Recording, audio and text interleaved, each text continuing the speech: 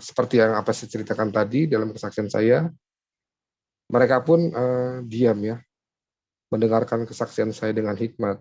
Nggak ada omongan saya yang dipotong oleh beliau, karena saya mengungkapkan bahwa keputusan saya ini bukanlah hal yang sia-sia.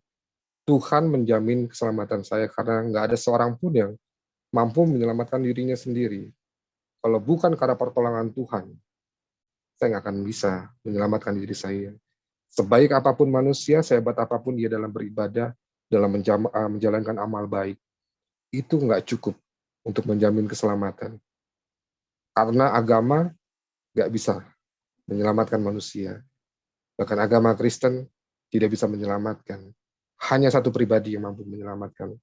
Bahkan keselamatan itu telah Ia sediakan bagi setiap orang yang percaya bahwa Yesus Kristuslah yang mampu menjamin keselamatan kepada manusia, dan Ialah jalan keselamatan dan jalan yang lurus. Mereka pun diam. Dan agak merasa kurang nyaman ketika saya menyebutkan nama Tuhan Yesus. Dan saya menyadari itu. Saya cuma bilang sama orang tua saya, nama Yesus itu dalam bahasa Yunani yang diarabkan adalah Isa, harusnya dibaca Aisa. Dan dalam bahasa Ibrani adalah Yesua. Beda bahasa tapi satu makna. Dan arti dari nama tersebut adalah Isa artinya Mesias atau Juru Selamat. Dan Al-Masih artinya yang diurapi. Puji Tuhan, raut wajah mereka mulai penuh dengan kedamaian. Malam itu kami bersyukur karena kami juga bisa tidur di rumah. Lalu besok harinya ada kejadian yang secara manusia nggak kami inginkan. Saat Bapak berangkat kerja, tiba-tiba saya dihubungi, ditelepon oleh Bapak bahwa dia menabrak pengendara lain, kecelakaan. Saya pun langsung menyusul beliau ke tempat kecelakaan. Dan puji Tuhan beliau nggak mengalami luka apa-apa, hanya harus memperbaiki motor yang ditabrak. Ternyata kejadian itu bukan hanya terjadi secara kebetulan.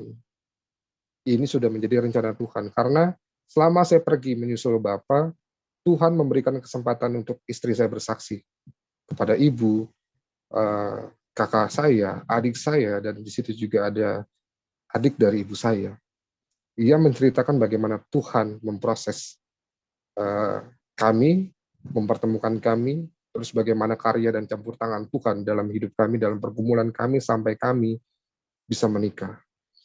Dan dari kesaksian kami, sikap mereka terhadap saya dan istri juga semakin baik. Bahkan ibu terlalu sayang sama istri. Selama itu pula, kami juga sangat-sangat sukacita. Kami di sana selama 4 hari kurang lebih. Saya sangat sukacita sama istri, sangat-sangat bahagia karena Tuhan sudah mempertemukan kami, Tuhan sudah mempersatukan kami kembali. Salam sejahtera untuk kita semua. Kembali berjumpa dengan saya di channel ini. Seperti cuplikan video yang sudah kita dengarkan bersama, bahwa kali ini saya akan menayangkan sebuah video kesaksian dari seorang muslimat cerdas bernama Pak Faldi yang sangat luar biasa kesaksiannya. Penasaran dengan bagaimana ia murtad? Mari kita simak video berikut ini. Shalom, saudara yang dikasihi Tuhan. Pada kesempatan kali ini saya ingin memberikan kesaksian atas pertobatan saya dan kebaikan Tuhan yang nyata di dalam hidup saya. Kiranya apa yang akan saya saksikan ini menjadi berkat bagi kita semua, menjadi kekuatan bagi setiap yang mendengar. Karena keselamatan yang saya dapat bukan karena saya yang mencari, tetapi Tuhan yang telah memilih. Seperti firman-Nya di dalam Yohanes 15 ayat 16, bukan kamu yang memilih aku, tetapi aku ya yang telah memilih kamu, dan aku telah menetapkan kamu supaya kamu pergi dan menghasilkan buah, dan buahmu itu tetap, dan apa yang kamu minta kepada Bapa dalam namaku diberikannya kepadamu. Amin. Ya, saudara terkasih, perkenalkan nama saya Aldi Putra. Saya dilahirkan di kota Jakarta, di salah satu rumah sakit di daerah Cilandak. Tapi nggak lama setelah kelahiran, ya kira-kira beberapa minggu, kami pindah sekeluarga ke kota Bandung karena Bapak dipindah tugaskan bekerja di sana. Jadi nggak berlangsung lama, kami tinggal di Jakarta langsung pindah ke Bandung, dan dari Bandung pun sekitar beberapa tahun orang tua pindah rumah ke Depok. Orang tua saya, Bapak terutama, adalah orang yang sangat-sangat taat kepada Tuhan, ya. kepada agamanya. Dan kakek dari bapak adalah seorang haji. Dan hampir seluruh ya, kakak-kakak bapak yang laki-laki adalah haji dan pendakwah. Karena ajaran yang diajarkan oleh kakek saya turun ke bapak saya, akhirnya bapak saya juga menjadi orang yang aktif dalam keagamaannya dan dalam kehidupan bermasyarakat, dalam artian saat kami di Depok pun bapak adalah orang yang cukup terpandang di tempat tinggal kami karena kealimannya, kedermawanannya membuat banyak orang yang sangat menghargai bapak. Saya pun bangga mempunyai orang tua seperti bapak ya, yang begitu taat kepada Tuhan dan memiliki kasih kepada sesama, suka berbagi kepada siapapun. Dan ibu saya juga orang yang sangat luar biasa dalam menjalankan tugasnya sebagai seorang istri dan ibu dari keempat anaknya. Kalau masa kecil ibu saya ini, beliau ikut bersama kakak yang tertua, jadi nggak tinggal sama orang tua. Nah, kakak ibu ini memeluk agama Kristen, karena kakak ibu dan suaminya beragama Kristen, jadi ibu saya secara otomatis ikut keyakinan kakaknya. Dan kakek dari ibu juga ya, kakek saya gitu, bapak ibu saya itu beragama Kristen. Singkat cerita, ibu memeluk agama Islam atau menjadi mualaf setelah bertemu bapak saya dan menikah. Ya mungkin karena jodoh, alhamdulillah sampai sekarang orang tua saya nggak terputuskan oleh masalah dunia. Saya sendiri 4 bersaudara. Yang pertama anak perempuan, yang kedua laki-laki, yang ketiga saya, yang keempat laki-laki juga. Jadi perempuan cuma 1, yang paling tua. Saya disekolahkan di sekolah madrasah ibtidaiyah. Kalau sekolah umumnya ya sekolah dasar, itu di daerah Citayam di Depok. Dan di madrasah ini terdapat pondok pesantren di dalamnya. Mungkin orang-orang yang tinggal di Depok akan tahu MI saya ini. Ini adalah MI Madrasah Ar-Rahmaniyah. Di situ terkenal pesantren yang cukup besar. Ya, karena nuansa Islami, jadi saya lebih banyak belajar ke arah agama. Di situ saya belajar tentang membaca Iqra, karena untuk pemula sebelum kita masuk dalam pembahasan mengaji atau membaca kitab suci, kita akan masuk membaca Iqra untuk mengenal dulu huruf-huruf hijaiyah seperti alif, ba, ta, sa, jim, ha, dan seterusnya. Walau saya nggak tahu artinya, tapi saya diharuskan untuk bisa mengaji. Mungkin bukan saya semua umat muslim mungkin seperti itu. Karena pada waktu itu Al-Quran adalah kitab suci kebanggaan saya, jadi saya merasa saya harus bisa menguasai Al-Quran ini. Saya mulai masuk ke Al-Quran itu sekitar kelas 2. Kelas 2 mau naik kelas 3 lah, waktu di madrasah. Dan akhirnya saya bisa membaca Al-Quran. Walau tidak sehebat ayah saya, tapi setidaknya saya bangga saya bisa membaca Al-Quran di usia yang sangat masih muda ya.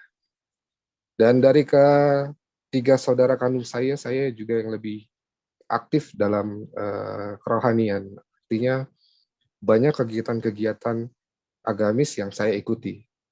Bahkan saya pernah kesaksian di salah satu channel YouTube juga, ada tetangga saya yang masuk.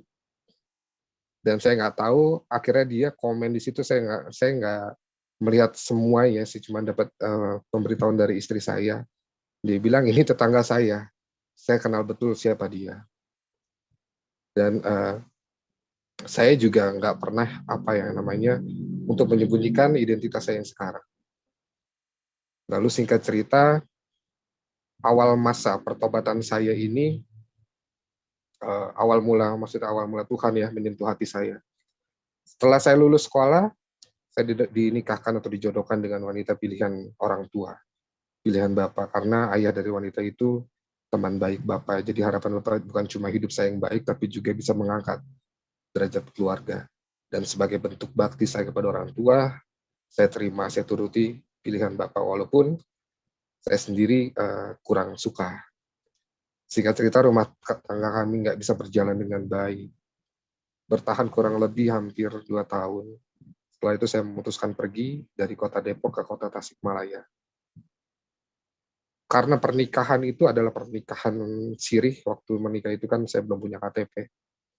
jadi nggak terkait dengan hukum. Akhirnya saya pergi ke kota Tasikmalaya karena sebelumnya saya bertemu dengan seorang teman yang memiliki kisah hidup yang hampir sama. Saat ke Tasikmalaya, itu ajakan dari teman saya, karena saudaranya menawarkan ada pekerjaan di sana yang cukup baik lah. Dan akhirnya kami berdua berangkat ke sana dengan modal nekat, dengan uang yang terbatas, kami berangkat ke Tasik. Sampainya kami di Tasik, kami pun langsung coba menghubungi saudara teman saya ini. Keesokan harinya kami disuruh datang ke kantor yang ditawarkan sama saudara teman saya ini. Tapi yang kami dapatkan tidak sesuai apa yang kita berdua rencanakan. Pada saat kami tiba di perusahaan tersebut, lowongan benar-benar full. Sudah tutup, kuotanya penuh. Dan kami pun bingung di situ, harus kemana, harus tinggal kemana. Karena mau tinggal bersama saudara teman saya ini juga nggak bisa. Dia tinggal di kos-kosan yang hanya untuk dirinya aja, itu udah ngepas gitu. Jadi nggak mungkin kami ikut tinggal di sana. Dengan uang yang terbatas, kami pun berjuang bagaimana caranya bisa bertahan hidup. Karena mau pulang ke Jakarta pun, kami udah nggak punya cukup uang. Dan akhirnya mau nggak mau kami hidup di jalan. Dan untuk makan sehari-hari, yang kami bisa lakukan ya mengamen ya. Dari hasil ngamen itu nggak banyak uang yang bisa kami dapat, hanya bisa untuk makan sehari-hari.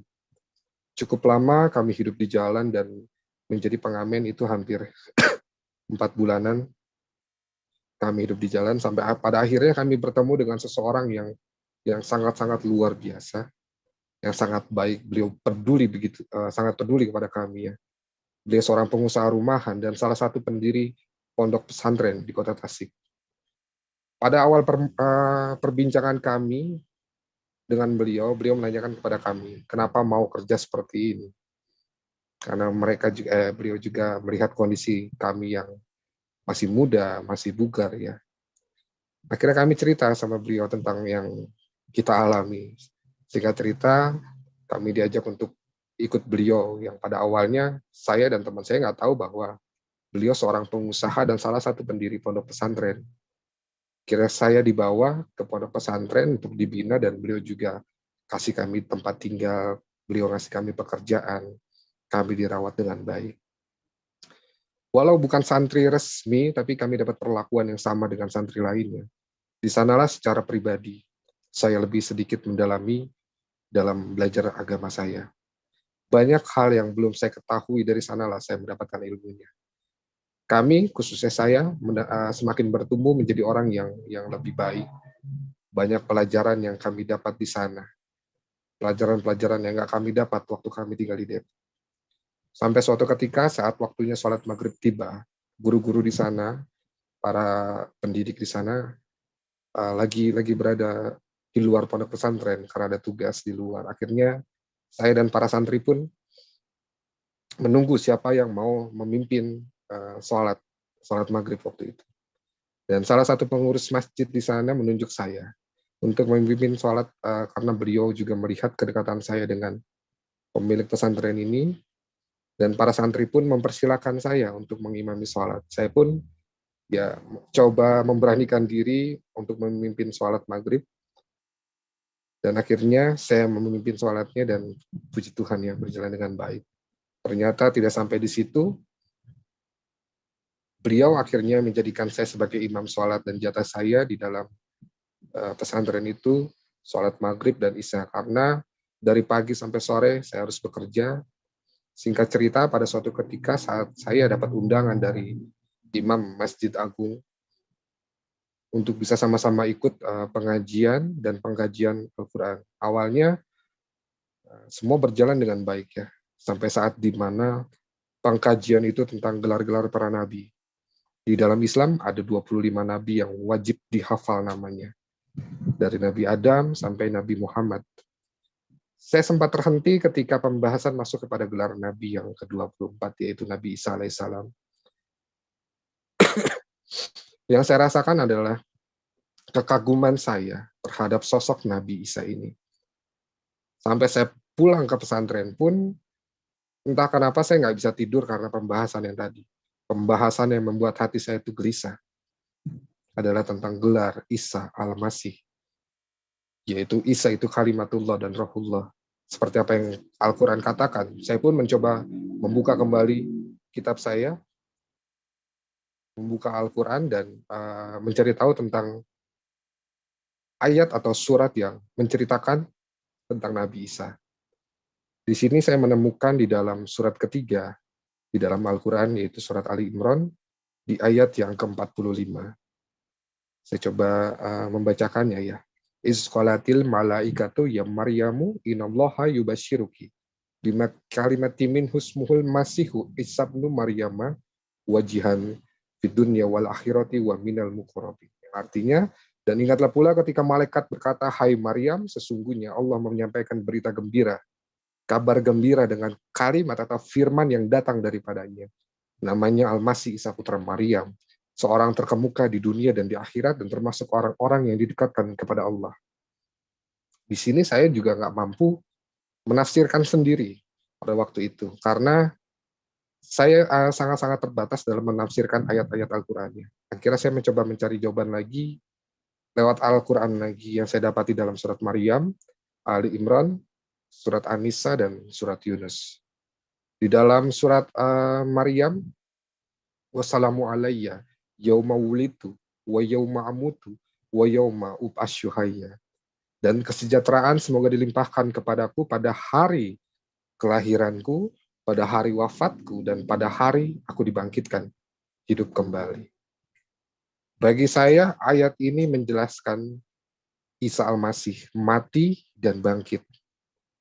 Lalu di dalam surat ke-3 tadi, Ali Imran, ayat yang ke-55, ingatlah ketika Allah berfirman, wahai Isa, aku mengambilmu dan mengangkatmu kepadaku, serta menyucikan kamu dari orang-orang yang kafir dan menjadikan orang-orang yang mengikutimu di atas orang-orang kafir hingga hari kiamat.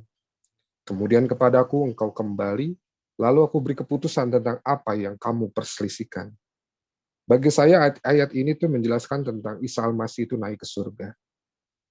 Lalu di ayat berikutnya di An-Nisa 159, tidak ada seorang pun yang di antara ahli kitab yang tidak beriman kepadanya Isa menjelang kematiannya. Dan pada hari kiamat, dia, Isa, akan menjadi saksi mereka. Ayat ini menjelaskan bahwa tidak ada satu orang pun para ahli kitab yang tidak beriman kepada Isa. Dan ini menjelaskan juga Isa Al-Masih lah yang akan datang di akhir zaman. Lalu yang terakhir di dalam surat Yunus, maka jika engkau dalam tanda kurung Muhammad berada dalam keraguan-raguan tentang apa yang kami turunkan kepadamu, maka tanyakanlah kepada orang yang membaca kitab sebelummu. Sungguh telah datang kebenaran kepadamu dari Tuhanmu, maka janganlah sekali-kali engkau termasuk orang yang ragu-ragu. Ini Quran surat Yunus ayat 94. Dari ayat tersebut membuat hati saya gelisah. Ada guncangan hebat di hati saya merasa Isa ini bukan sekedar manusia biasa. Ini pengalaman pribadi, spiritual pribadi saya ya. Bukan sekedar nabi, karena hanya Isa yang diciptakan tidak melalui tulang rusuk, tidak melalui pembentukan maupun pembentukan tanah, dan maaf, tidak melalui hubungan biologis suami istri. Seperti apa yang dikatakan di dalam hadis yang diriwayatkan Anas ibnu Malik, Isa fa'innahu ruhullahi wa kalimatuhu. Isa itu roh Allah dan kalimatnya. Ini kitab 2002 Mutiara Hadis. Gelar Isa pun bukan hanya rohullah dan kalimatuhu, tetapi juga al-haq yang artinya kebenaran, dan juga khalifatullah yang artinya pengganti Allah. Dengan demikian, khalifatullah yang saya katakan tadi berarti pengganti Allah di bumi. Karena Isa nuzul ke bumi. Dari sinilah semakin membuat hati saya gelisah, tapi saya lagi-lagi belum mendapatkan jawaban yang benar-benar memuaskan hati. Pada tahun 2018, saya sudah bisa berkomunikasi kembali dengan keluarga saya di Depok sekitar 7 tahun. Kita kehilangan kontak dan mereka pun meminta saya untuk pulang dan menjanjikan saya pekerjaan di sana yang jauh lebih baik menurut mereka. Akhirnya pada bulan April tahun 2018 saya kembali ke Depok, tapi kembali lagi saya merasakan kekecewaan. Janji pekerjaan yang dijanjikan ternyata cuma omong kosong. Di situ saya pribadi merasa ada yang salah. dalam ibadah saya, bisa jadi juga dalam keyakinan saya. Saat itu saya merasa seperti itu. Karena saya mempercayai setiap ibadah yang saya lakukan dan doa yang saya lakukan tidak ada satupun yang dijawab. Keingintahuan saya kepada Isa Al-Masih semakin besar dan saya memutuskan dalam tanda kutip untuk beribadah ganda. Artinya saya pernah mengintip kegiatan orang Kristen di dalam gereja. Karena yang saya tahu Tuhan yang mereka yang sebut Yesus memiliki kemiripan tentang kisah Isa Al-Masih. Bedanya kami menganggapnya sebagai nabi, tapi orang Kristen menganggapnya sebagai Tuhan. Dan kami berpendapat bahwa yang disalibkan adalah pengkhianat atau yang diserupakan. Atau dalam hadis disebut Yudas, tapi orang Kristen berpendapat yang disalibkan itu adalah Isa Al-Masih. Sampai pada akhirnya saya dipergoki sama security gereja dan dicurigai ingin melakukan sesuatu yang nggak baik. Dan saya dibawa ke pos security, saya dilakukan penggeledahan, dan kenyataannya memang saya nggak bawa apa-apa. Saya hanya ingin melihat ibadah orang Kristen, dan saya juga takut kalau untuk masuk ke dalam gereja. Akhirnya ada satu orang bapak-bapak keluar dari gereja dan menghampiri saya di pos security, dan saya menjelaskan tentang apa yang terjadi. Akhirnya beliau mengerti dan membiarkan saya untuk pergi. Dan bahkan beliau juga mengundang saya jika ingin tahu tentang ibadah orang Kristen. Saya dipersilakan masuk ke dalam gereja, tapi saya nggak cukup keberanian saat itu. Pada bulan Ramadan tahun 2018 sampai 2019 ini saya masih menjalankan ibadah puasa. Karena saya tahu kerasnya didikan Bapak itu seperti apa ketika anaknya lalai dalam ibadah. Beliau nggak segan-segan memukul anaknya.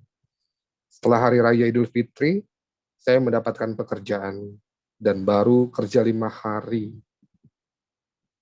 Saya mendapatkan musibah, kecelakaan motor saat pulang kerja shift malam. Itu kejadian persis di depan ITC Permata Hijau. Saya ditabrak lari oleh kontainer yang mengakibatkan tulang rusuk bagian kanan patah dan kaki saya patah. Bagi seorang muslim, buat saya pribadi, berdoa sebelum keluar rumah atau tempat yang kita singgahi itu sangat penting. Doa yang saya panjatkan untuk meminta perlindungan kepada Tuhan. Tetapi apa yang jadinya ya saya mendapatkan musibah kecelakaan. Dari situlah hati saya semakin berontak ketika saya berdoa pun Tuhan tidak menjawab doa saya. Dan saya rasakan semua ibadah saya sia-sia. Sebulan masa penyembuhan pasca saya kecelakaan ini, dan ini titik awal Tuhan bukakan jalan untuk saya. Di media sosial FB, saya sengaja ikut grup Kristen, dan saya bertemu dengan seorang pendeta. Beliau orang yang penuh kasih. Saat saya gabung di grup itu, saya jujur tentang agama saya apa. Dan beliau menerima saya dengan baik. Nggak gampang ketika dalam kondisi saya dalam agama yang agama saya terdahulu, ingin bergabung dengan orang yang basicnya dalam agama Kristen. Itu nggak gampang saya diterima. Berkali-kali saya mencoba masuk grup-grup Kristen, tapi saya ditolak. Lalu di FB juga saya bertemu dengan Ibu Ning Tias Ayu, orang yang luar biasa bagi saya. Kepada beliau saya menceritakan tentang apa yang saya alami, bahkan keingintahuan saya tentang Isa Al-Masih. Dari beliaulah saya diperkenalkan seorang penginjil, yang notabene beliau adalah seorang muslim dulunya dan sekarang menjadi seorang penginjil, yaitu Bapak Muhammad Ilyas Syam. Semua jelas atas kasih karunia Tuhan. Melalui Pak Ilyas, Tuhan menuntun saya untuk lebih mengenal siapa Isa Al-Masih. Setiap pertanyaan yang saya lontarkan, beliau menjawab dan sangat-sangat memuaskan hati saya. Pada bulan Juli tahun 2020, saya mencoba menghubungi beliau untuk bertemu ya. Karena sebelumnya kami komunikasi cuma lewat online, karena masa pandemi juga, dan kami bertemu di rumah seorang pendeta, namanya Ibu Elizabeth, yang kebetulan adalah teman dari Pak Ilyas, yang lokasinya juga nggak jauh dari tempat tinggal saya, sama-sama di Depok. Dan di sanalah pertama kali saya memutuskan untuk menerima Yesus Kristus sebagai Tuhan dan Juru Selamat. Karena di dalam Al-Quran pun jelas, di surat Az-Zukhruf, itu dikatakan, dan ketika Isa datang, membawa keterangan Dia berkata, "Sungguh, aku datang kepadamu dengan membawa hikmah, dan untuk menjelaskan kepadamu sebagian dari apa yang kamu perselisihkan, maka bertakwalah kepada Allah dan taatlah kepadaku." Bukan cuma Allah yang dapat berbicara di dalam Al-Quran, tetapi Isa pun berbicara di sini karena kami percaya kitab suci kami terdahulu berasal dari Sang Pencipta. Tetapi Isa pun bisa berbicara di sini. Dan dengan bimbingan dari Pak Ilyas, penginjil saya ini, saya dibantu agar Tuhan berkenan hadir di dalam hidup saya dan menerima pertobatan saya. Dan tanpa keraguan lagi, hati saya merasakan kedamaian yang luar biasa. Nggak ada lagi kecemasan, yang ada hanya rasa bahagia yang luar biasa yang saya dapati pada malam itu. Sehingga cerita pertobatan saya ini sudah dibaca ya oleh Bapak dan keluarga saya. Bahkan suatu ketika Alkitab yang saya dapat dari Pak Ilyas ini ketahuan oleh kakak pertama saya, dan akhirnya Bapak pun tahu. Saya hanya berpikir jika Tuhan mengizinkan semua ini terjadi, Tuhan yang akan melindungi saya dan memelihara saya. Jika Bapak juga pernah bilang kepada saat-saat pengajian atau saat ada penceramah tentang temanya murtad ya, keluar dari Islam. Bapak pernah berkata itu, jika ada dari keluarga saya bahkan anak saya sendiri yang menjadi kafir atau murtad, saya sendiri yang akan penggal kepalanya. Saat peristiwa Alkitab ditemukan, jujur saya merasa takut ya. Tapi Bapak lagi berada di Bandung karena ada kerjaan, dan pada malam berikutnya Bapak telepon saya meminta saya untuk tidak berpergian sampai Bapak ini pulang. Sepintar mungkin saya cari alasan agar saya bisa keluar rumah. Akhirnya saya memutuskan tinggal bersama kakak pertama saya. Di rumah kakak inilah saya bisa belajar Alkitab secara leluasa karena kakak dan suaminya jarang ada di rumah. Mereka sibuk bekerja dan saya lebih banyak menghabiskan waktu sendiri di rumah. Saat masa pemuritan yang dalam keadaan PSBB dulu ya, waktu masih PSBB di masa pandemi yang ketat di Jakarta, jadi agak kesulitan untuk bisa tatap muka langsung. Akhirnya saya menjalankan pemuritan melalui online. Dan dari situ saya banyak mengenal orang-orang yang Tuhan panggil, Tuhan pilih untuk diselamatkan. Dari grup pembinaan itu saya bertemu dengan seorang hamba Tuhan yang luar biasa dipakai Tuhan. Beliau Pendeta Yadi Cia. Pak Yadi ini berdomisili juga sama di Depok. Jadi sangat membantu sekali saat proses pemuritan itu. Dan dengan Pak Yadi juga saya bisa mengikuti materi secara langsung yang beliau adakan di sebuah gereja. Pada pertobatan saya ini begitu banyak ya, Bapak Ibu Saudara, berkat yang Tuhan berikan. Bahkan sampai pada saat saya 2 minggu, kurang 2 minggu, seminggu lebih lah, ingin dibaptis, Tuhan kirim hadiah yang luar biasa indah dalam hidup saya. Hadiah yang Tuhan kasih yang mempunyai tujuan yang baik, yang baru saya bisa mengerti. Akhir-akhir ini ya, Tuhan menghadiahkan seorang wanita yang luar biasa dalam hidup saya. Orang yang bisa mengerti saya dan menerima saya apa adanya. Walaupun dengan kondisi saya harus dikucilkan, dibuang dari keluarga sehingga kehilangan pekerjaan. Dan pada akhirnya pertobatan saya ini tergenapi pada tanggal 8 Agustus 2020, saya dibaptis, saya didampingi oleh orang-orang yang luar biasa. Kasih Pak Ilyas beserta Ibu Ilyas dan tim yang nggak bisa saya sebutkan satu persatu, dan saya juga didampingi oleh pasangan saya yang sekarang menjadi istri saya, dengan setia selalu mendampingi saya dalam masa pemuritan hingga saat ini. Ketika saya dan pasangan ini sampai di gedung di mana saya akan dibaptis, kuasa iblis mencoba menghambat baptisan. Dan Bu Pendeta Elizabeth pun menyadari akan hal itu ya. Akhirnya sesaat sebelum pembaptisan saya didoakan doa pelepasan oleh beliau dan para tim-tim yang lain. Sampai tiba saat di mana baptisan itu mulai, yang saya rasakan adalah getaran yang luar biasa daripada tubuh ya. Pada saat saya memasukkan diri di dalam kolam baptis, itu semakin besar. Getarannya itu semakin besar ketika doa baptisan dan lagu-lagu pujian dilantunkan. Itu saya merasakan luar biasa getaran dalam tubuh saya. Dan saat tubuh saya dicelupkan ke air, dan tubuh saya diangkat dari air, itu terasa ringan setelah saya diangkat dari air itu. Seperti apa yang memberatkan tubuh saya hancur di tempat itu. Dan sukacitalah yang saya rasakan, haru tangis bahagia ketika Kasih Tuhan begitu nyata di dalam hidup saya yang menyelamatkan hidup saya.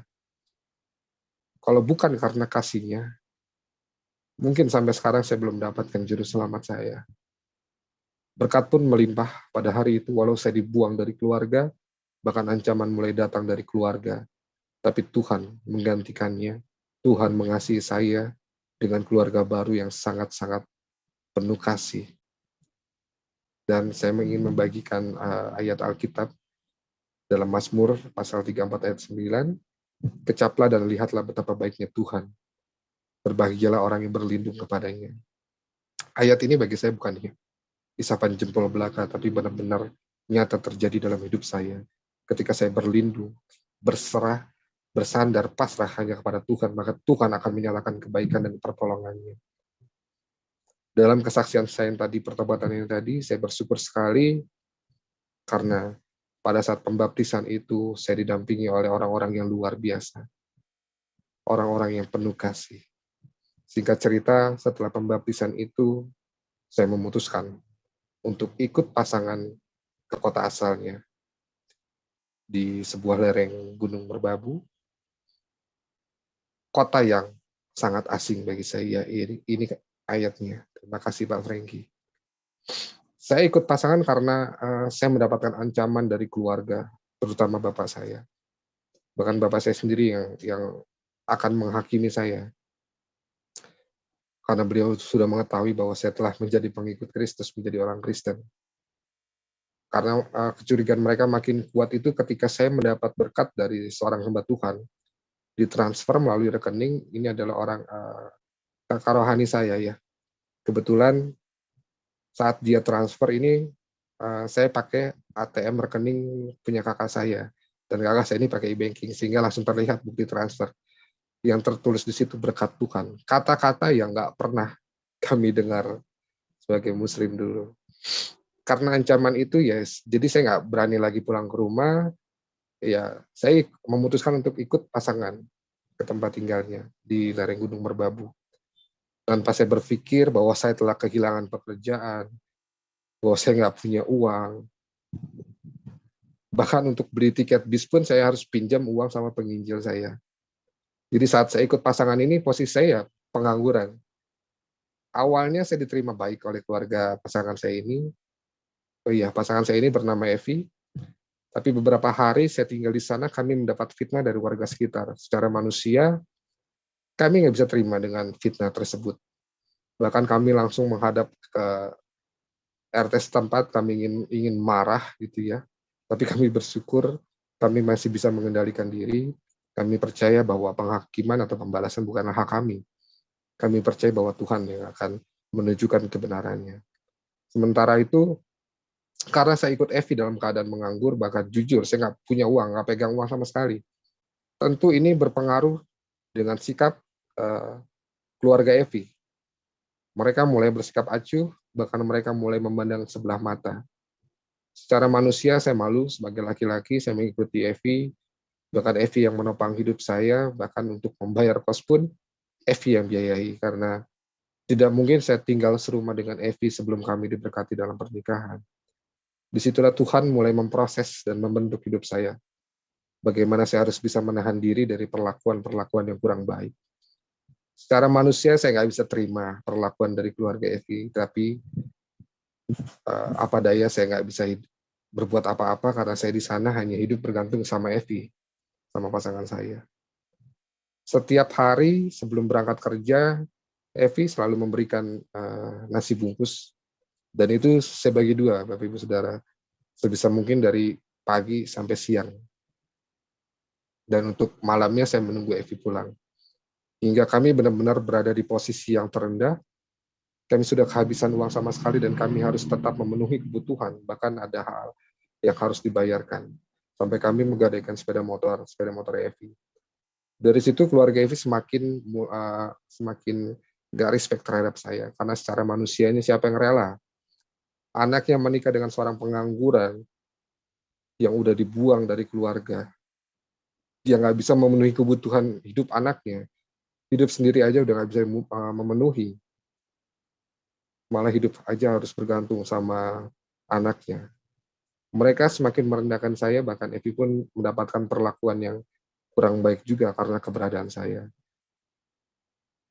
Karena saya juga menyadari tentang kondisi saya mencari pekerjaan pun saya nggak bisa karena semua surat-surat, ijazah, dan sebagainya itu masih tertinggal di rumah di Depok. Disitulah saya mulai putus asa, saya mulai mengeluh, saya mulai menggerutu, bahkan saya berpikir, apa keputusan saya untuk ikut Tuhan adalah keputusan yang salah. Pertengkaran, perdebatan sama Evi pun nggak bisa dihindari. Beberapa kali saya ingin pergi, tapi lagi-lagi saya nggak punya uang. Saya di situ bingung. Bahkan saya berpikir, semenderita inikah ikut Yesus? Sampai saya bicara sama Evi, pasangan saya, lalu di manakah Tuhan yang hidup itu? Apakah saya harus kembali kepada keyakinan saya yang dulu? Saya benar-benar nggak sanggup lagi. Di situ titik terendah saya ingin nyerah. Tapi disitulah Tuhan membukakan mata saya bahwa Tuhan mengirim Evi ini untuk menjadi penolong dalam hidup saya. Dalam keadaan yang terhimpit, dia selalu setia. Meskipun saya suka marah-marah, Evi hanya diam dan menangis. Itu yang bisa dia lakukan. Dan tidak hanya itu ya, Evi ini setiap malam selalu mengajak saya untuk bersekutu, berdoa, memohon pertolongan Tuhan. Di situ ya saya sedikit merasa dikuatkan.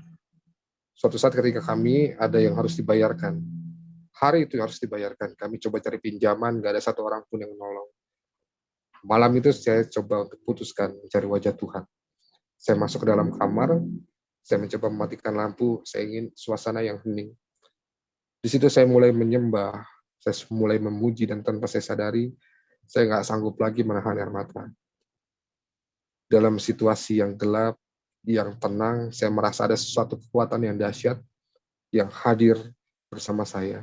Secara spiritual saya rasakan itu, rasa itu semakin kuat ketika saya menjerit, bukan hanya dalam hati saya, bahkan saya nggak mampu lagi mengontrol ucapan doa saya yang saya panjatkan pada malam itu. Saya udah nggak mikirkan warga sekitar, mau didengar sama orang lain, saya nggak peduli. Puasa yang saya rasakan itu membuat hati saya damai,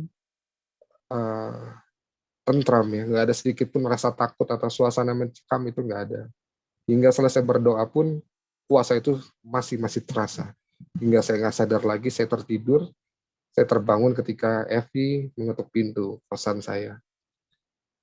Dan saya mendapatkan bahwa dia lagi dalam keadaan sakit, asam lambungnya kambuh.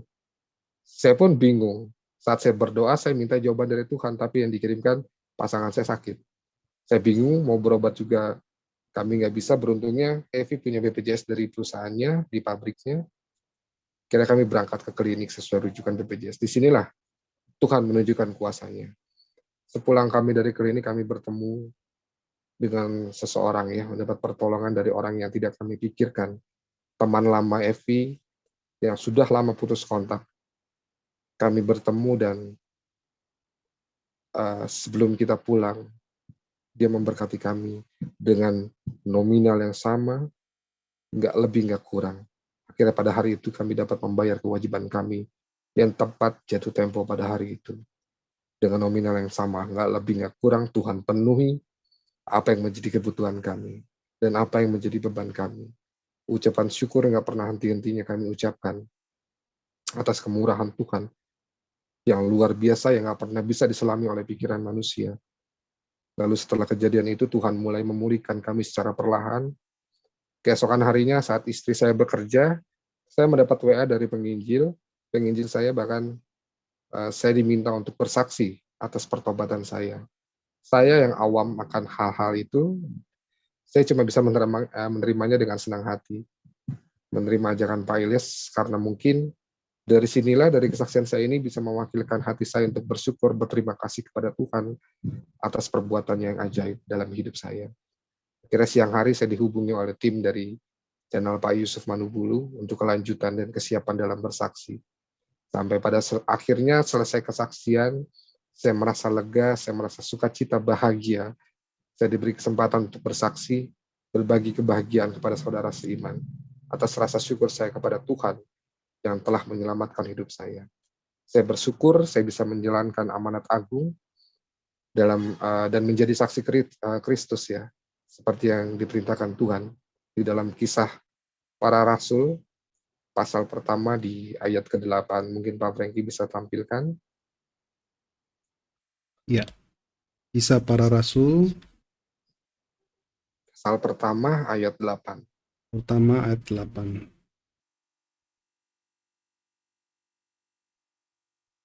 Sebentar ya. Ya, Pak.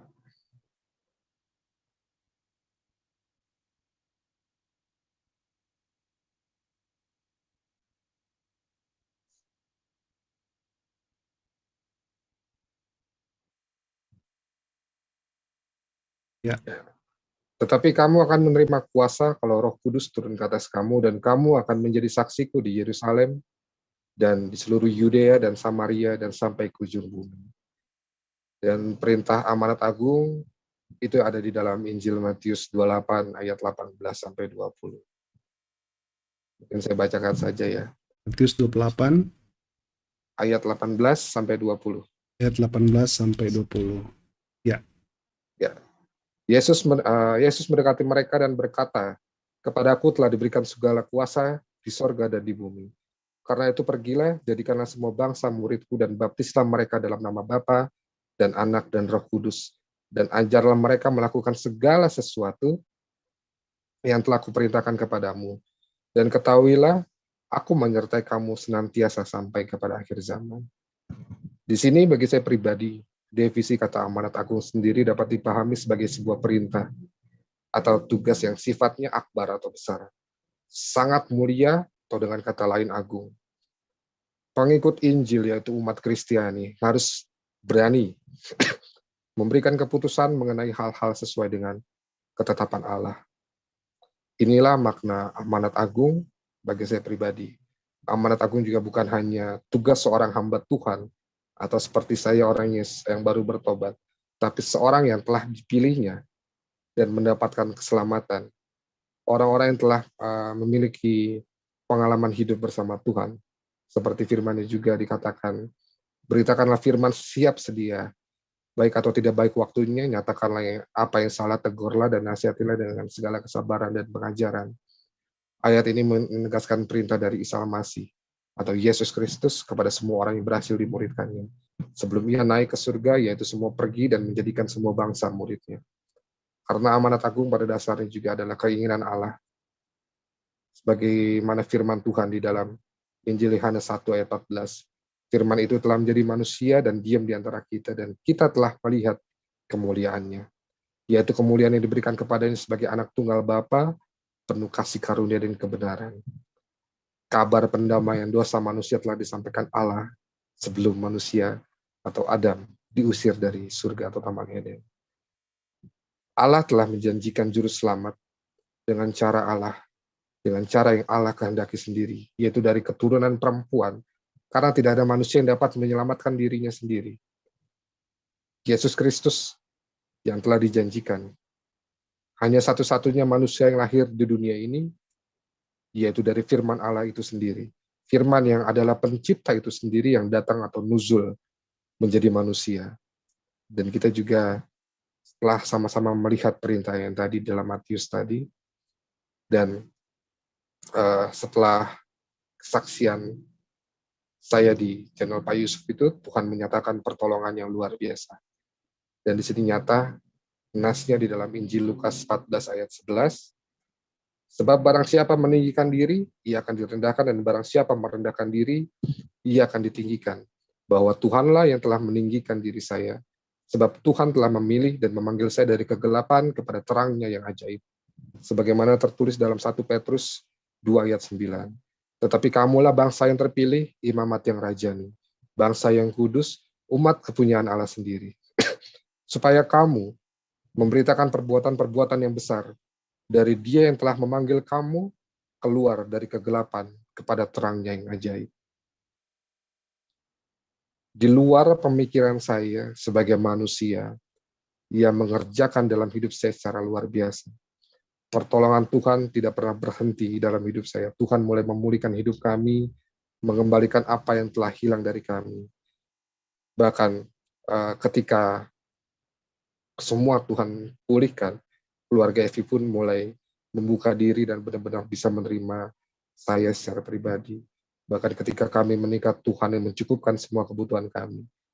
Dari baju pengantin, konsumsi, bahkan hal yang terkecil sekalipun Tuhan sediakan bagi kami. Kalau dipikir, saya pribadi dan istri saya pernah ngobrol ya. Dulu kita ini seperti orang yang konyol, nggak sama-sama, nggak punya pekerjaan. Waktu saya nikah ini, istri saya ini habis kontraknya. Tapi kok nekat mau menikah, dan saya juga sok-sokan berani melamar di orang tuanya, padahal saya nggak punya uang. Tapi inilah kebaikan Tuhan, Tuhan yang sediakan bagi kami. Dan kami juga merasakan betapa besar kasih dari penginjil saya. Beliau berkenan menjadi wali saya ketika saya menikah. Dan mujizat dan pertolongan Tuhan terus terjadi. Tuhan mengirimkan orang tua dan keluarga baru yang sangat mengasihi, dan tergenapilah firman Tuhan di dalam hidup kami. Dalam Injil Matius 6 ayat 33. Tetapi carilah dahulu kerajaan Allah dan kebenarannya, maka semuanya akan ditambahkan kepadamu. Setelah pernikahan itu kami memiliki satu kerinduan yang besar untuk bisa bertemu dengan keluarga saya, khususnya orang tua di Depok. Karena biar bagaimanapun kami ingin mereka merestui pernikahan kami. Tetapi ada ketakutan yang cukup besar, ada keraguan dalam hati mengingat ancaman dari bapak saya.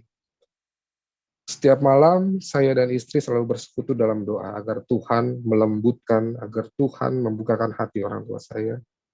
Suatu hari saya coba untuk menghubungi adik saya, ya, menanyakan bagaimana sikap dan pemikiran orang tua terhadap saya. Adik saya berkata, lebih baik Mas Aldi datang langsung ke rumah. Dan pada malam harinya, saya memberanikan diri untuk telepon bapak saya. Banyak sekali kekecewaan yang diungkapkan beliau. Tapi saya bersyukur Bapak masih mau terima telepon dari saya. Setelah saya menghubungi Bapak, saya dan istri masih tetap bergumul, berdoa agar Tuhan mampukan kami, Tuhan menguatkan, untuk kami bisa datang ke rumah. Kami juga meminta hikmat dari Tuhan. Dan esok harinya, setelah memutuskan untuk kami berdoa, besok harinya kami menguatkan hati lah untuk beli tiket ke Jakarta. Saya juga masih agak-agak bimbang waktu itu. Selang 2 hari, akhirnya kami berdua mematapkan hati berangkat ke Jakarta, walaupun dari orang tua istri saya mengkhawatirkan. Sebelum berangkat juga kami minta doa dari beliau, dari orang tua kami di sini, orang tua Evi, agar Tuhan yang mendahului langkah kami, agar Tuhan yang sudah melembutkan hati orang tua saya di Depok. Singkat cerita, sekitar jam 8 malam, saya dan istri sampai di Jakarta, tapi nggak berani langsung datang ke rumah. Kami singgah di penginapan karena masih ada rasa cemas dalam hati. Baru sekitar jam 9 malam, kami memberanikan diri untuk ke rumah. Selama perjalanan dari hotel ke rumah, kami berdua nggak banyak bicara, memikirkan bagaimana penerimaan mereka terhadap kami. Kami sudah benar-benar pasrah apa yang akan terjadi nanti. Dan puji Tuhan di luar dugaan. Saat kami sampai di rumah, mereka menerima kami dengan baik. Walau awalnya kami merasa canggung, terutama saya. Ini ucapan syukur yang luar biasa yang saya rasakannya. Malam itu memang nggak terlalu banyak hal yang kami bicarakan, mengingat waktu juga sudah terlalu malam, dan malam itu kami tetap tidur di hotel. Sebelum kami ke hotel, Bapak ini menyuruh untuk kami datang kembali lagi besok. Sampai Bapak itu bela-belain nggak masuk kerja. Singkat cerita, besoknya saya datang jam 7 pagi. Ternyata di situ bukan hanya ada orang tua, tetapi ada kakak saya, ada keluarga saya. Otomatis istri juga merasa ketakutan, merasa cemas. Tapi puji Tuhan, semua karena kebaikan Tuhan. Mereka menyambut kami dengan baik. Dan pasangan saya pun mulai merasa nyaman. Selang beberapa waktu, Bapak dan Ibu ingin bicara kepada saya, dan saya pun bicara sama mereka. Di dalam kamar, banyak hal yang membuat mereka bingung kenapa saya bisa sampai memutuskan untuk ikut Kristus. Dan disinilah saya mulai menceritakan apa yang sudah terjadi selama 2 tahun belakangan. Bahkan saat saya masih tinggal di dalam pesantren di Tasik. Orang tua, terutama ibu, Ini sangat heran, karena anak yang selama ini mengajarkan beliau tentang agama, terutama dalam hal-hal ibadah, sholat, bisa sampai memutuskan untuk menjadi pengikut Kristus. Karena ibu nggak pernah dapat bimbingan melalui ustadz-ustadz yang lain, karena ibu orangnya pemalu, ya cukup pemalu. Jadi cuma dari bapak dan saya. Yang beliau tahu, yang ibu tahu hanya menjalankan sholat 5 waktu, puasa dan zakat. Doa selepas sholat pun beliau hanya sebisanya, sepengetahuan beliau. Dulu banyak hal yang sering ibu tanyakan kepada saya tentang agama dan zikir, sholawat, doa sehabis sholat pun, dan ibadah-ibadah sunnah pun ibu selalu banyak kepada saya. Saya teringat dengan sholawat yang saya berikan kepada ibu saya yang kami berdua dulu ya sama-sama mencintai. Itu sholawat Naria. Seperti ini teman-teman sholawat. Allahumma sholli sholatan kamilatan wan salim salaman taman ala sayyidina Muhammadin allazi tunhalu. Ya, seperti itu loh. Itu sholawat yang sangat kami cintai dulu. Kira saya menceritakan alasan saya untuk menjadi pengikut Kristus, dan seperti yang apa saya ceritakan tadi dalam kesaksian saya, mereka pun diam ya, mendengarkan kesaksian saya dengan hikmat. Nggak ada omongan saya yang dipotong oleh beliau, karena saya mengungkapkan bahwa keputusan saya ini bukanlah hal yang sia-sia. Tuhan menjamin keselamatan saya, karena nggak ada seorang pun yang mampu menyelamatkan dirinya sendiri. Kalau bukan karena pertolongan Tuhan, saya nggak akan bisa menyelamatkan diri saya. Sebaik apapun manusia, sehebat apapun dia dalam beribadah, dalam menjalankan amal baik, itu nggak cukup untuk menjamin keselamatan. Karena agama nggak bisa menyelamatkan manusia. Bahkan agama Kristen tidak bisa menyelamatkan. Hanya satu pribadi yang mampu menyelamatkan. Bahkan keselamatan itu telah Ia sediakan bagi setiap orang yang percaya bahwa Yesus Kristuslah yang mampu menjamin keselamatan kepada manusia, dan ialah jalan keselamatan dan jalan yang lurus. Mereka pun diam. Dan agak merasa kurang nyaman ketika saya menyebutkan nama Tuhan Yesus. Dan saya menyadari itu. Saya cuma bilang sama orang tua saya, nama Yesus itu dalam bahasa Yunani yang diarabkan adalah Isa, harusnya dibaca Aisa. Dan dalam bahasa Ibrani adalah Yesua. Beda bahasa tapi satu makna. Dan arti dari nama tersebut adalah Isa, artinya Mesias atau Juru Selamat. Dan Al-Masih artinya yang diurapi. Puji Tuhan, raut wajah mereka mulai penuh dengan kedamaian. Malam itu kami bersyukur karena kami juga bisa tidur di rumah. Lalu besok harinya ada kejadian yang secara manusia nggak kami inginkan. Saat Bapak berangkat kerja, tiba-tiba saya dihubungi, ditelepon oleh Bapak bahwa dia menabrak pengendara lain, kecelakaan. Saya pun langsung menyusul beliau ke tempat kecelakaan. Dan puji Tuhan beliau nggak mengalami luka apa-apa, hanya harus memperbaiki motor yang ditabrak. Ternyata kejadian itu bukan hanya terjadi secara kebetulan. Ini sudah menjadi rencana Tuhan. Karena selama saya pergi menyusul Bapak, Tuhan memberikan kesempatan untuk istri saya bersaksi kepada ibu, kakak saya, adik saya, dan di situ juga ada adik dari ibu saya. Ia menceritakan bagaimana Tuhan memproses kami, mempertemukan kami, terus bagaimana karya dan campur tangan Tuhan dalam hidup kami, dalam pergumulan kami, sampai kami bisa menikah. Dan dari kesaksian kami, sikap mereka terhadap saya dan istri juga semakin baik. Bahkan ibu terlalu sayang sama istri. Selama itu pula, kami juga sangat-sangat sukacita. Kami di sana selama 4 hari kurang lebih. Saya sangat sukacita sama istri, sangat-sangat bahagia karena Tuhan sudah mempertemukan kami, Tuhan sudah mempersatukan kami kembali. Dan kami bisa menjadi berkat untuk mereka semua. Bahkan saat kami akan pulang pun mereka menahan agar kami bisa lebih lama lagi tinggal di sana. Kami bersyukur, kami boleh bersaksi kepada mereka. Untuk selanjutnya saya percaya kuasa Roh Kudus akan bekerja lebih lanjut dalam hati mereka. Lalu di hari di mana kami akan pulang, ibu terlihat gelisah. Saat Ibu memanggil saya dan menanyakan tentang hal-hal yang membuat saya menjadi anak Tuhan, dan dengan sukacita saya membimbing beliau agar Ibu bisa mencari di mana keselamatan itu, dan Ibu bisa kembali menjadi anak Tuhan. Pengalaman kami ini menjadi pelajaran hidup yang berharga, terutama kami sendiri, bagaimana cara kita bisa mengasihi semua orang, meskipun orang itu pernah menyakiti kita. Bagaimana cara kita menahan diri saat kita direndahkan. Seperti yang Tuhan ajarkan di dalam Lukas 6 ayat 27, tetapi kepada kamu yang mendengarkan aku berkata, kasihilah musuhmu, berbuat baiklah kepada orang yang membenci kamu.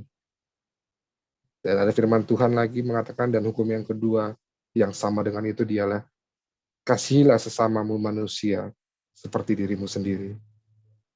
Puji Tuhan, pergumulan kami saat ini khususnya saya mohon doa dari Bapak Ibu Saudara. Selangkah lagi saya akan masuk ke dalam sekolah teologi. Saya mendapat panggilan ini udah sekitar beberapa bulan yang lalu. Bahkan saat saya memutuskan untuk masuk sekolah teologi, itu jujur saya juga sempat memberikan kesaksian di channel lain, bahwa saat saya berjalan, saya mencoba melangkah dengan iman. Karena dalam kondisi yang seperti ini, saya hanya percaya bahwa ketika Tuhan memanggil, ketika ini jalan dari Tuhan, Tuhan yang akan menyertai, Tuhan yang akan mencukupkan. Karena sebelumnya juga saya dapat tawaran pekerjaan dari seorang hamba Tuhan. Dia sangat baik, orangnya sangat baik. Saya ditawarkan pekerjaan yang nggak tanggung-tanggung.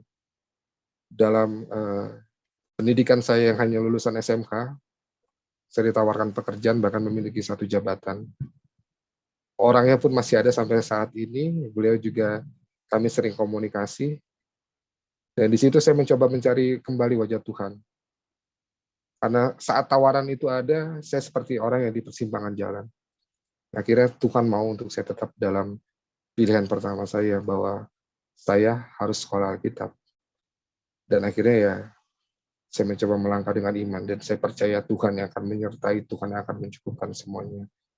Dan yang jadi pelajaran penting dalam hidup kami, ataupun saudara-saudara semua yang memiliki pergumulan, baik dalam ekonomi, sakit penyakit, atau apapun itu, ketika kita berharap kepada manusia, jelas kita akan mendapatkan kekecewaan.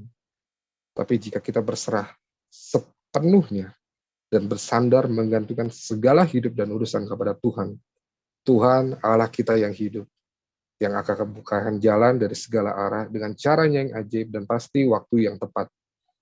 Nggak akan pernah ada kekecewaan jika harapan kita sepenuhnya kepada Tuhan. Tuhan yang punya kuasa dan kerajaan di bumi dan di surga. Jangan pernah bosan berdoa, jangan pernah ragu akan doa-doa kita sendiri. Berdoalah dengan penuh kepercayaan, ketika kita percaya, Tuhan mengerjakannya. Sebab Tuhan kita penuh kasih, Bapak Ibu, bahkan kasihnya dinyatakan sebagai seperti seorang anak dan bapa, bukan seperti antara tuan dan hamba. Begitu dekatnya kita dengan Tuhan, begitu intimnya hubungan kita dengan Tuhan. Jadi jangan pernah malu, jangan pernah sungkan, asalkan firman-Nya senantiasa hidup di dalam kita.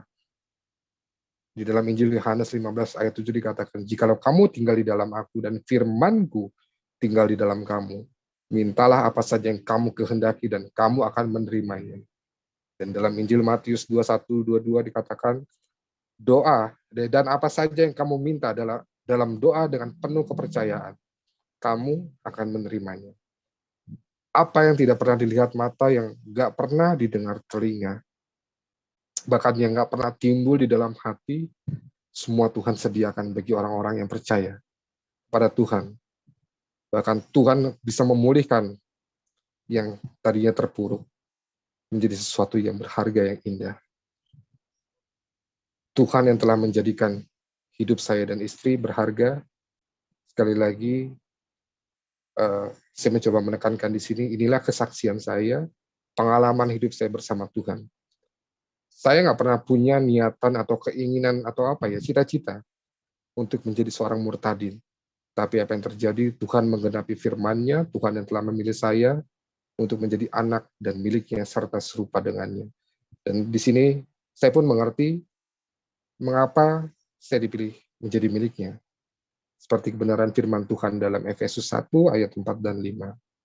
Sebab di dalam Dia, Allah telah memilih kita sebelum dunia dijadikan, supaya kita kudus dan tak bercacat di hadapan-Nya. Dalam kasih Ia telah menentukan kita dari semula oleh Yesus Kristus untuk menjadi anak-anak-Nya sesuai dengan kerelaan dan kehendak-Nya. Amin.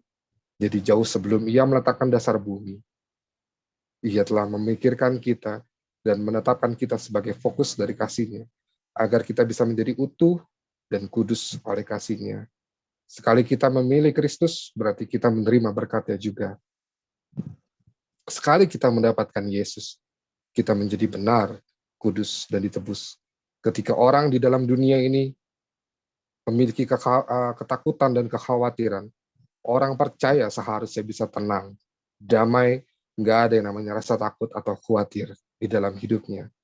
Orang lain hidup secara natural, tetapi orang percaya bisa hidup secara supranatural. Kekudusan hati bukan sekedar tindakan luar. Tuhan mau kita mengalami pembaruan dari dalam diri. Karena saya pun merasakan. Karena Tuhan pernah berkata, sebab dari dalam diri hati orang timbul segala kejahatan. Pikiran jahat, pencabulan, pencurian, dan sebagainya.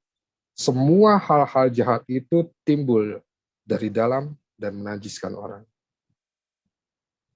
Dan satu lagi firman yang akan saya bagikan di dalam 1 Samuel 16 ayat 7. Tetapi berfirmanlah Tuhan kepada Samuel, janganlah pandang parasnya atau perawakan yang tinggi, sebab aku telah menolaknya. Bukan yang dilihat manusia, yang dilihat Allah. Manusia melihat apa yang di depan mata, tetapi Tuhan melihat hati.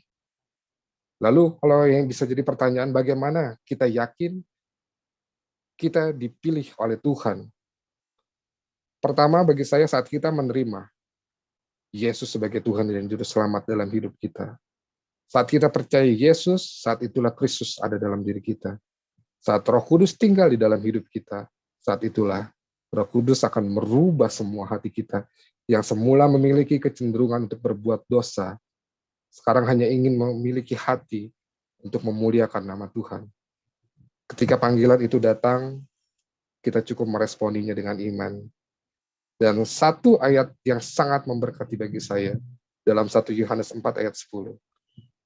Inilah kasih itu, bukan kita yang telah mengasihi Allah, tetapi Allah yang telah mengasihi kita dan yang telah mengutus anaknya sebagai pendamaian bagi dosa-dosa kita.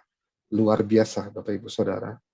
Karena Isa Al-Masih yang telah memilih kita tidak perlu malu atau merasa nggak layak. Mari dengan penuh keberanian kita datang. Penuh sukacita kita datang membawa seluruh kehidupan kita kepadanya. Karena kita percaya bahwa Tuhan kita adalah Tuhan yang setia. Tuhan yang tidak pernah meninggalkan atau mengingkari janjinya. Amin. Puji Tuhan, demikian kesaksian saya ini. Kiranya dapat memberkati saya dan saudara-saudara semua yang telah berkenan mendengarkan kesaksian saya ini. Puji nama Tuhan, demikianlah kesaksian yang sudah kita saksikan bersama. Kiranya kesaksian ini dapat memberkati kita semua. Haleluya. Dan terima kasih buat semua yang sudah dukung dan support pelayanan ini. Doa kami selalu menyertai saudara semua. Amin. Sekali lagi terima kasih dan salam. Sampai jumpa.